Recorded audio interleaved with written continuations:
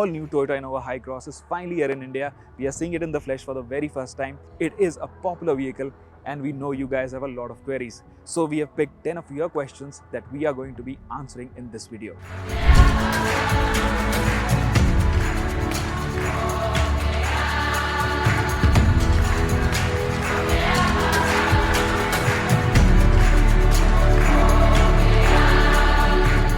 The biggest difference between the Hycross and the Crysta is the fact that the Hycross rides on an all-new platform.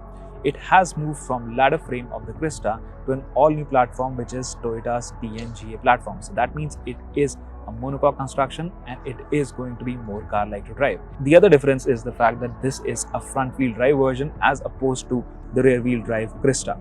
Now that is a big difference of course, and it's also much lighter than the Crysta. This is going to be around 200 kilograms lighter than the Crysta.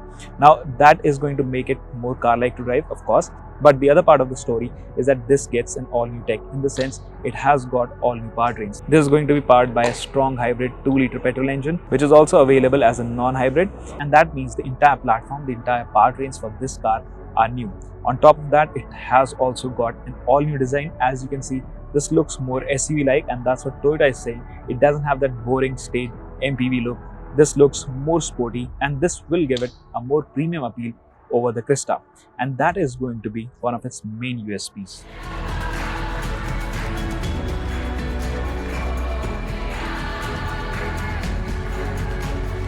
Well, no, technically it's not the replacement for the Crysta because the Crysta is going to be on sale alongside the Hycross. Well, yes, the diesel version of the Crysta was not on sale. Toyota stopped taking the bookings of that car for a couple of months, but they have just confirmed that early next year they are going to resume the bookings of the Crysta diesel. So yes, the Crysta will sell alongside the Hycross. Yes, over time probably they might discontinue the petrol versions of the Crysta, but as of now the Innova Hycross is not a replacement for the Crysta.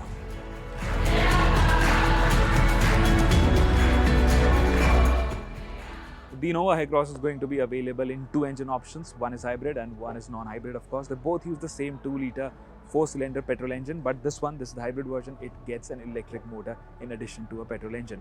Now the power output for this one, the hybrid version is 183 bhp and it develops 206 Newton meters of torque, whereas the non-hybrid version, the regular petrol engine, develops 172 bhp and 205 Newton meters of torque, and they both come mated to a CVT transmission. This one gets an eCVT, slightly different compared to a regular CVT, but in terms of functioning they are both exactly the same. Now will it be as fun to drive as a Crysta diesel? Well, we can't comment on that as yet because we haven't driven this car, but of course if you are expecting that 2.4 or 2.8 liter diesel Crysta's grunt, well of course you're not going to get that here.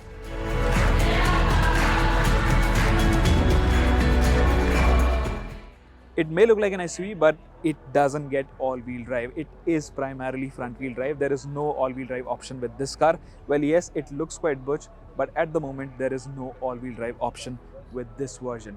Of course, in the future, it might happen, but we don't think that's going to be the case.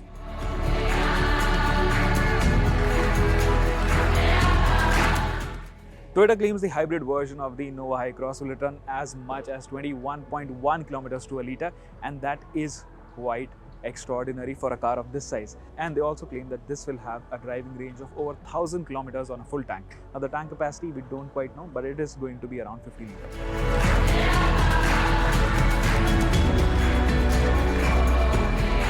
There are a total of 5 variants on offer, 3 hybrid and 2 non-hybrid that are the petrol versions. So the base versions are G and GX, whereas the hybrid versions are higher variants which is VX, ZX and ZXO.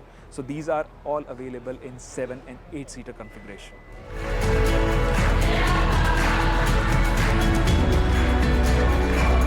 On the inside, the Hycross is completely new, as in there's no trace of the Crysta in here. It has got an all-new design and it definitely feels more upmarket, more rich, and it has got an overall better vibe than the Crystas.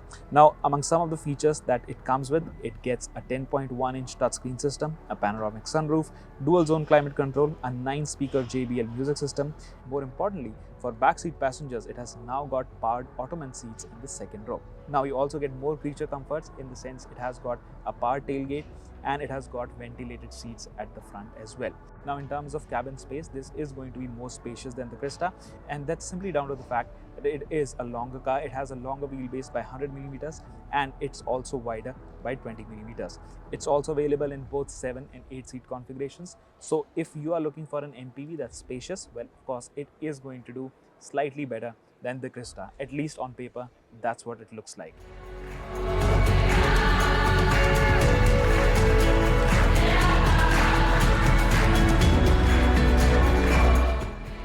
If you're looking for a crash test rating by Global NCAP or a crash testing authority which works on similar principles, well, of course that's not out as yet, but this car, in terms of safety, it has quite a lot of highlights. It comes with 6 airbags, it has got rear disc brakes as well, and on top of that it also comes loaded with ADAS systems. So in terms of that, you have got radar based cruise control, you've got rear cross traffic alert, you've got lane change assist, and a lot more. So in terms of tech also, it is quite fully loaded.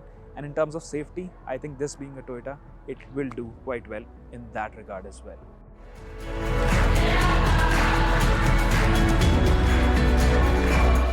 Order books are already open for the Innova Hycross, so if you want to book, you can book your Innova Hycross at your nearest Toyota dealership. But customer deliveries will only begin mid-January 2023.